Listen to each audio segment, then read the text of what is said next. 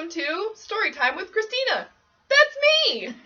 This week, I have decided that you guys have probably heard enough from just me, so I brought in a friend and coworker to share her favorite books with you. So, this is Lauren. Hello. You don't know that already. So, yeah. Introduce yourself a little bit, Lauren. Okay. So my name's Lauren. As Kristina said, I am a third floor SLC, and once this year is finished, it will be my first full year at the academy because I started last December. So, and I majored in English education in college. So I'm a big fan that Kristina's doing these, and I texted her immediately. Absolutely, and believe me, we are glad to have her because I like bringing in people with their different ideas of favorite books and things like that. So, Lauren, what is this book that you brought us today? So, this is one of my favorite books. Kind of the quick story with it is, during the summers when my dad was a teacher, I would be roaming around the school hallways, and there was one history teacher that would always be there working on her work, and I wandered into her classroom one day, and I was, I believe, going into the 8th grade, and she handed me this book, The Book Thief, off of her bookshelf, and I read it, and I have reread it probably every year since I've had it. And it's also the book that a few times now I've gone to Half Price Books, and I will buy their copies of it, and I'll give it as gifts to friends. Nice. Because I think everyone should read it at least once. But it's called The Book Thief by Markus Zusak. I think that's how you pronounce his last name. Yeah. Not sure. But it is, so it's based in the World War II era. It is fictional. However, there are a lot of facets of it that are non-fictional that you can see when you read it. But it is about a girl named Liesel who is orphaned during World War II, and she has to go live with a couple on a street in Germany. And a lot of things happen in it. They house a Jewish man in their basement, and he's the one that teaches her the love of reading and how to look at the world, because he gives her a picture book. And so that inspires her to go start stealing books from the mayor's library. And also the thing that drew me to it the most, I'm a big World War II reader, but I love that it's voiced from the perspective of death.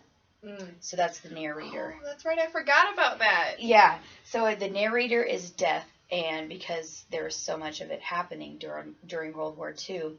So to hear, I haven't come across a book that is like that yet. And the narrator, I mean, I have a dark sense of humor, I think, and so it hits it there. And also the way that it's written too is quite intriguing, because it has, if Death likes the quotes that he's saying, he will put them kind of off to the side, or he'll asterisk them. So it's chopped in a way. And also there are some little bits of German in there, but mostly insults. So you do learn some German words, but yeah. That's awesome. Yeah, I have actually read this book, but I didn't even remember Death narrated it. So it's been a long time. So I'm about ready to pick it back up again myself. So. Do you have a short excerpt you'd like to read for us of any of your favorite parts or anything? Let me find. There is a quote at the end that I really like, and I need to make sure. Let's see here. I should have done this before I came on the show. It's all good.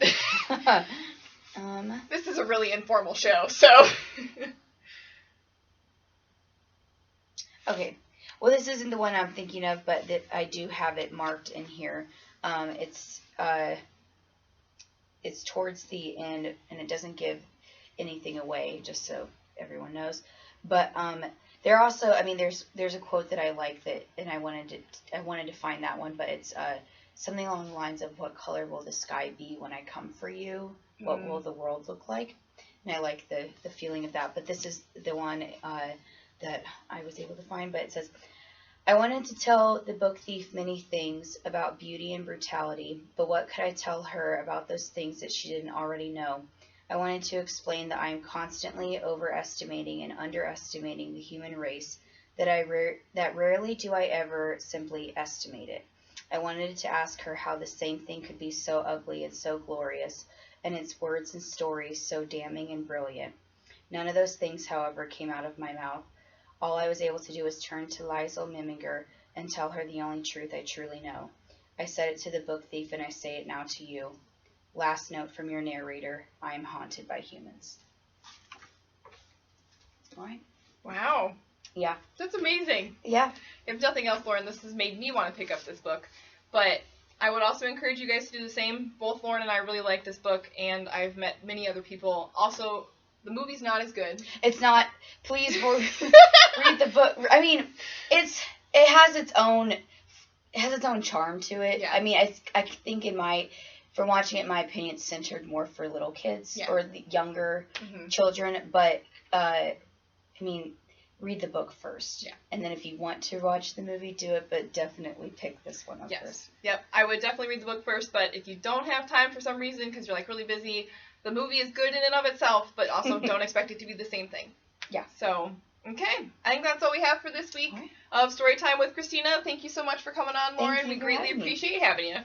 See you guys next week.